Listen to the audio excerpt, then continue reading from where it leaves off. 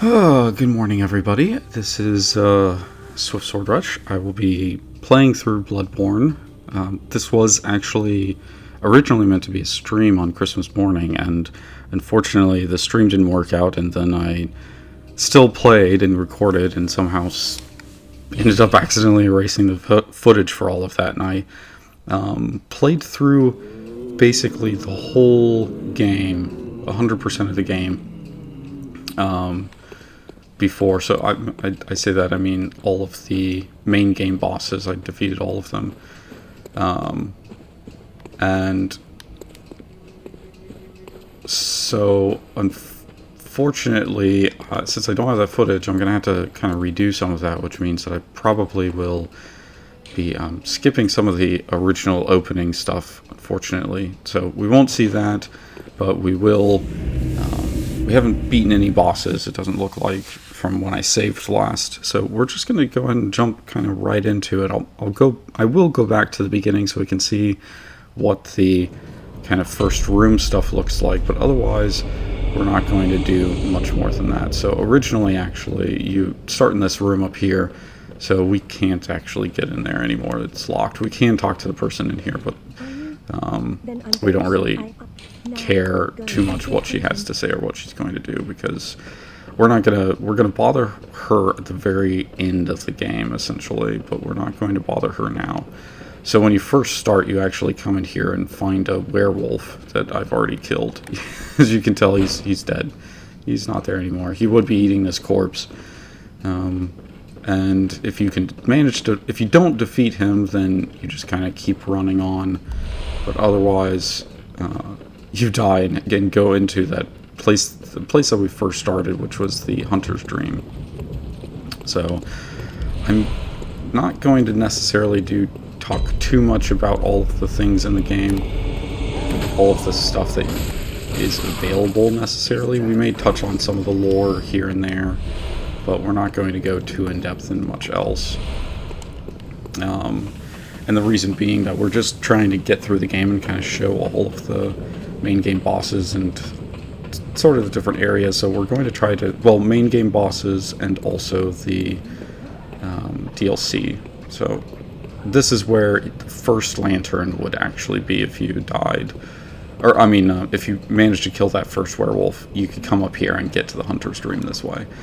But we're not going to bother too much with the Hunter's Dream if we can help it. We may go a little bit here and there, but for now we're just going to try to race through and pretend that I know what I'm doing, because we're coming off the heels of my playing Dark Souls 3 and beginning to play Mortal Shell, so I'm not it's been a little bit since I played Bloodborne, and I may be a little rusty, so hopefully we're not too rusty and we can actually manage to get all of this without too much trouble. So first thing I'm going to do is actually unlock some of these doors that I was trying to get through, or that I was around. Well, I guess, sorry, the lantern, there's a gate. Oh crap. Can I get through this door? Let me think. Yeah, okay, good. There we go. So the weapon that I'm going to use most often is this Beast Hunter Safe. The weapon I'm carrying, you can kind of see it right here. Sort of a half moon type deal. The reason I'm carrying it is because it's a surprisingly good weapon. It's a little bit different in how it acts versus everybody else, or all of the other kind of smaller weapons like this, in that most of them just do a kind of slash attack, but here my regular light attack is a dash forward and then attack. So it gives me a little bit of an advantage by being able to begin my attack before I get up to an enemy. So that's always nice to kind of get the advantage, that kind of an advantage. Let me go ahead and kill this guy down here real quick.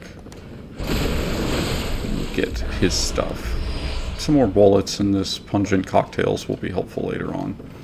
The first boss that we're going to meet is actually we're already to him, or almost there, which he's one of the first bosses that you can fight. There's actually 2 different ones that you can end up running into. This one is going to be the easier of them. Hey, big guy. I don't want you crows. Come here. And I wanted to show this off. That gun attack that I just did is a parry, which allows me to... Oh, could you die? I am done with you. Sorry, so the gun parry is unique to Bloodborne. So when an opponent is off balance or in the middle of an attack, particular types of attack, you have to kind of time it. There's a lot of timing to it, but you can essentially stun them momentarily and get a visceral attack on them, which is what I did. We saw it a little bit, but let's see actually. So I'm going to quickly switch to a different weapon here because the enemy that we're going to come up against, or the boss that's in this area up here, is weak to fire.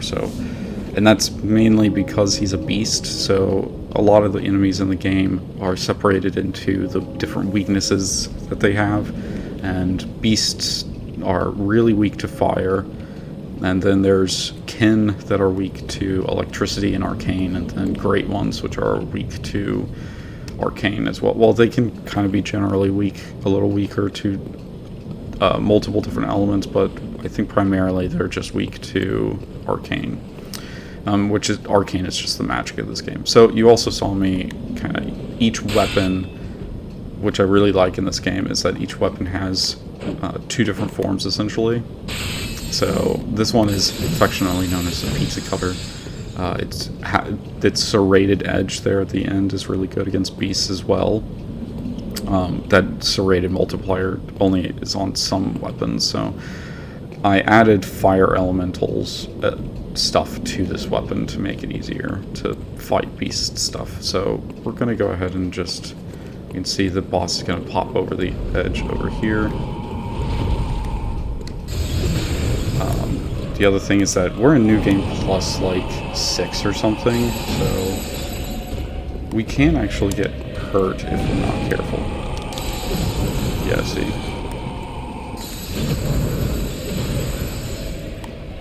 Let's see, come on. There we go. Oh, and we got one limb break, we got the other limb break. You can kind of see that I'm dealing a decent amount of damage, but it doesn't really matter because he's still, we're in so high of a New Game Plus that.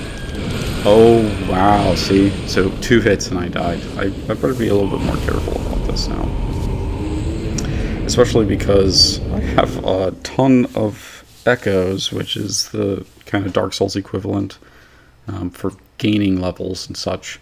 I have a ton of experience just sitting up there, so we don't want to lose that. Oh crap. Okay, well, that's unfortunate. Since that was the last lantern I actually used, we're gonna have to run back a little bit further than I wanted to. And try to be a little bit more careful. Like I said, I'm slightly rusty, but see, you can see the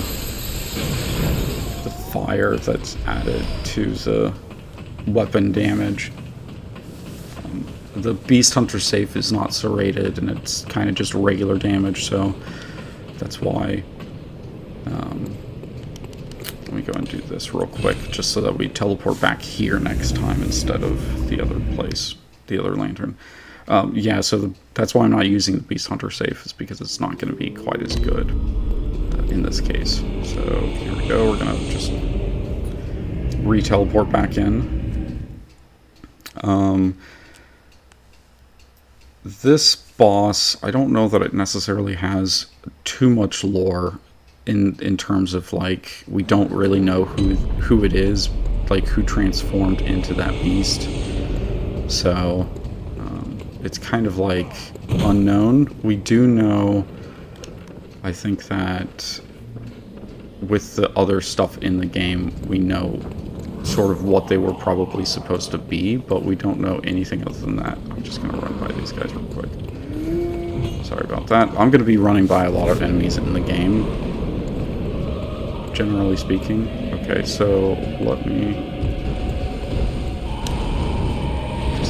past this guy and get these echoes again.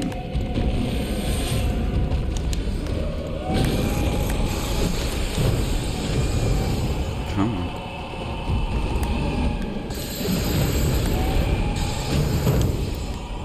Yeah, just keep doing regular attacks. There's a harder, we're going to see a harder version of this guy in the DLC.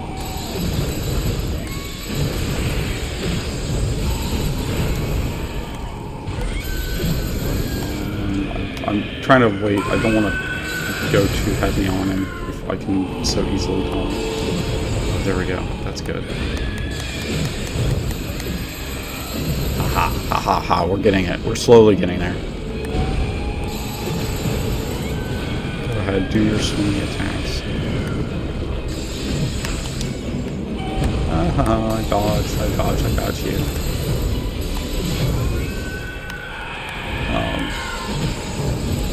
I'm hoping that we don't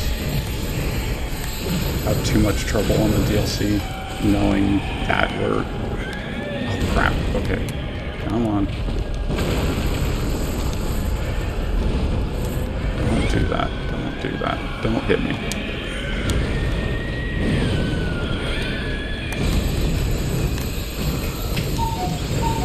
Don't hit me. Haha, there we go. Now we got him. And do we get one more lantern here?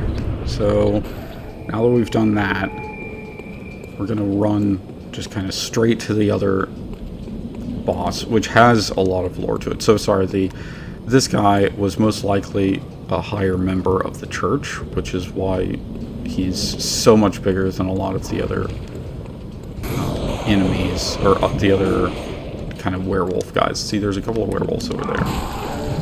Oops. Okay. Can't get too... Hey, leave me alone. Nobody wants you. He said so. We're just going to run real quick. Oh, let me see. Am I still being followed? No? Okay. Let's switch over back to the Beast Hunter safe now that we did that. So the other form for the beast... Oh. There we go.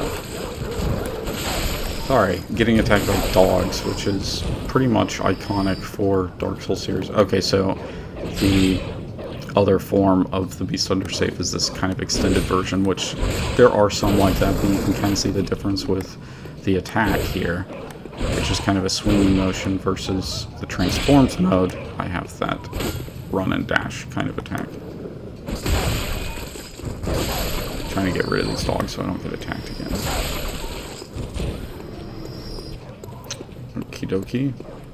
Let's just keep going. We don't care about that lady in the house that's getting barked by the dog.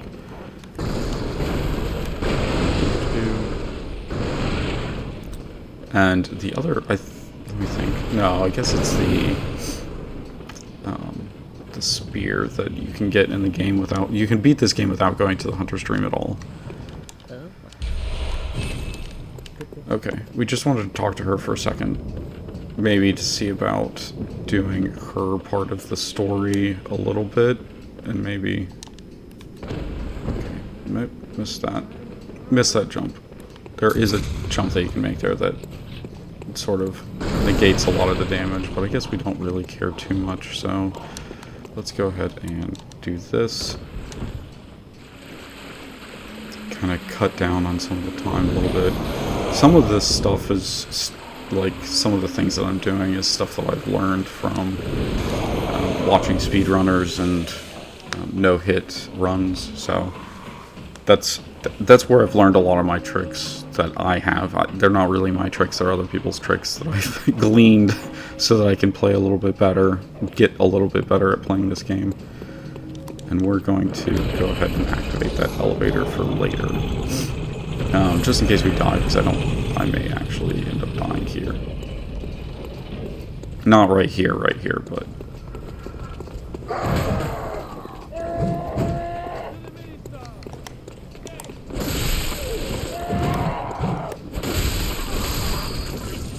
Do.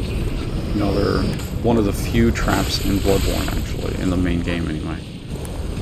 Most of the main game does not have the kind of iconic traps that Dark Souls games have. They went a little light on it, which I'm kind of glad for, because I don't necessarily find them to be all that interesting all the time. I find them to be really annoying when you're kind of like, you're already deep in an area, and the game is like, oh yeah, by the way, just die randomly. I don't think anybody necessarily loves them, but it's still kind of the thing. Okay, so this is where the second boss is, which is Father Gascoigne. He does kind of have a lot of lore to him. He's a hunter. He does have a family that he's been kind of protecting this whole time. Unfortunately, it seems that either he ended up turning somewhat into a beast. You can kind of see he's pretty hairy here. It seems like he might have turned into a beast partially and killed his wife. And the rest of the story with his family is pretty tragic, but you can get a music box from his daughter, and it will cause him to act a little differently when you play the music box. It stuns him just a little bit. We didn't pick up the music box, we don't really need it too much. But the music that the music box plays is actually the same sound as that plays during another boss fight later in the game. Come on. So we're going to...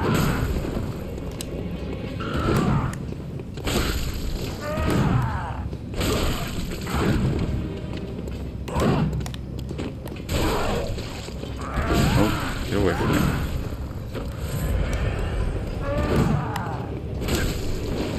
We're just going to stick close to him. That's the kind of... one of the best strategies that I've seen is sticking pretty close to him, because then, especially wrapping around to one side of him, especially right here, we're gonna slightly missed our mark here.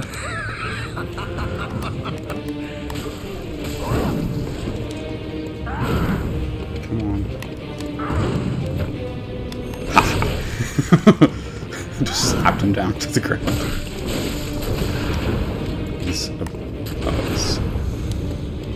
He should be getting close to transforming. There we go.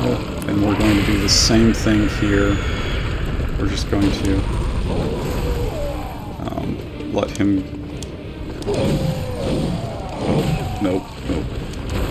Oh, he got us. It was really unfortunate that we got caught in the wall. So we should be able to kind of dance around him a little bit and tuck into his attacks and be able to basically dodge them. I've seen people basically walk a tight circle around him and never get hit, which is just bananas. How you can kind of just so easily bypass his attacks if you practice it a little bit and know what you're doing. Let's see. Let's go ahead and do this. Just run. Okay, so we are going to get to see that elevator I was talking about earlier.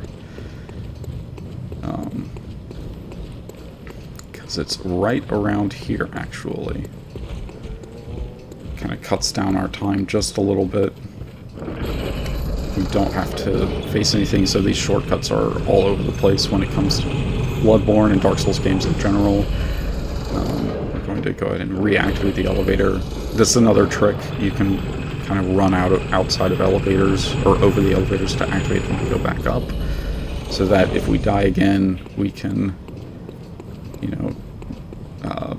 get a second chance at that. Or, I mean, it saves us a little bit of time. Come on. Don't hit me. Don't body block me. There we go. Ugh. Maybe I'm gonna go down. There's actually a way to get around this, and maybe I'm gonna go ahead and take it next time. Okay, that was supposed to parry. Thank you very much. Oh, and that's the other thing. So I talked about the parry. What the heck?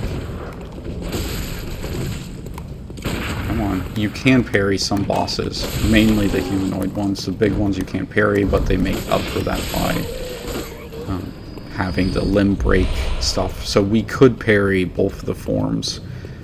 If we were smart, we could parry both of the forms of Father Gascoigne, but it's tricky to get him to do that, so we're just going to aim for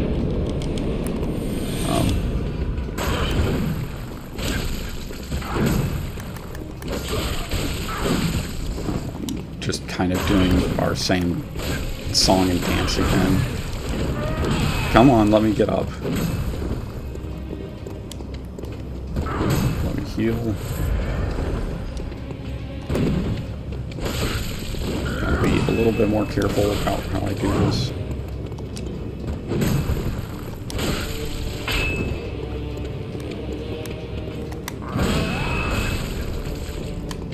What the heck? I'm not supposed to be getting hit by that.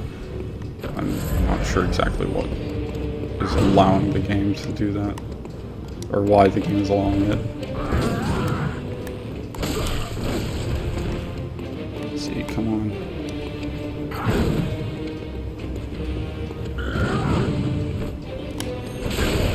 There we go. I would like to get the actual visceral attack on that attack, but it doesn't seem to be giving it to me. Ugh. Don't do that.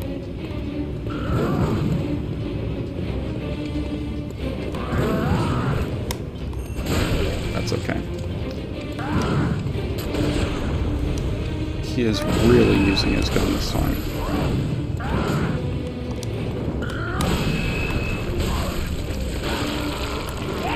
Let's try this one more time, shall we?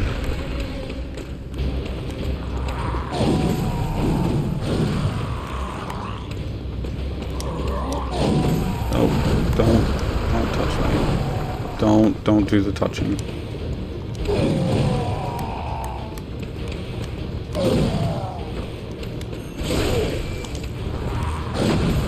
Okay, that actually helps out. Thank you very much. Come here. Come on.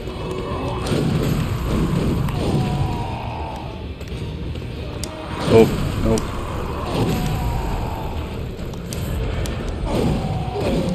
Oh, come on. Nope, don't. Oh my gosh, that is so garbage. What the hell? I just kept using this same lunge attack several times in a row. Okay. Oh, man, maybe I'm not going to get past this guy.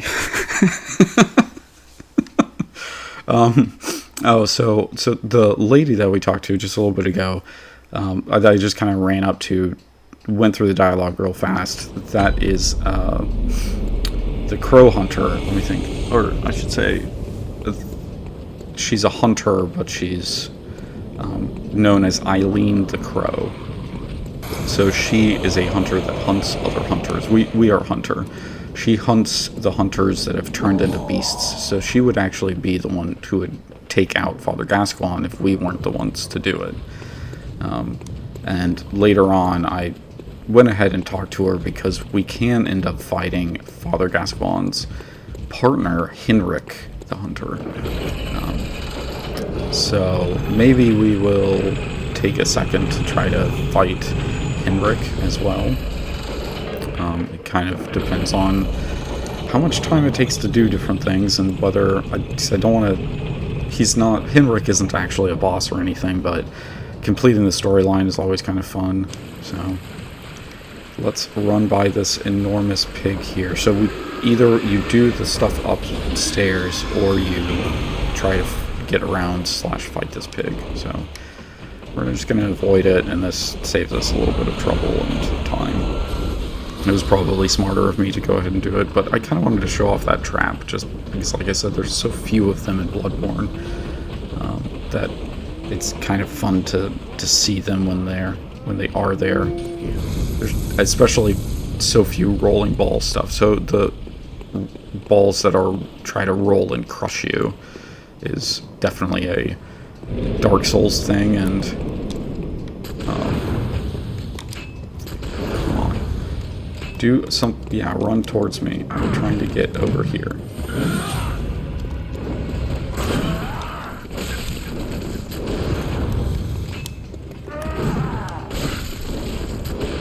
Let's see, come on. Yep. So you see, instead of doing multiple attacks, I'm going to try to, like I said, be a little bit more careful, like even more careful than maybe I was before. You can't be, oh, nope, don't do that. You can't be too careful with Father Gascoigne because he's so quick. He does keep up with you. And this is the kind of the breaker for beginning players. Father Gascoigne is so difficult. So difficult for early stuff. He takes a lot of practice. He can kind of just shut down runs, even like no hit and speed runs. He can just suddenly be way tougher than you expected. So yeah, it's just kind of important to keep an eye on him and learn his moves and try to get around them.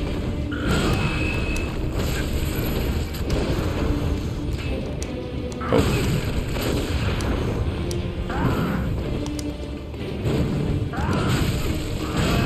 No, don't kill me.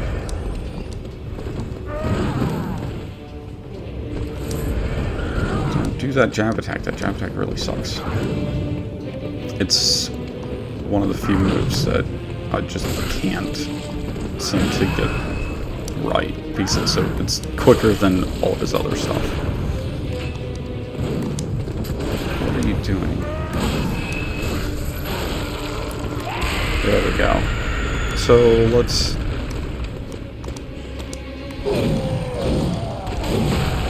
Oh my gosh. Oh, what the... I got caught on those graves. Okay. Man.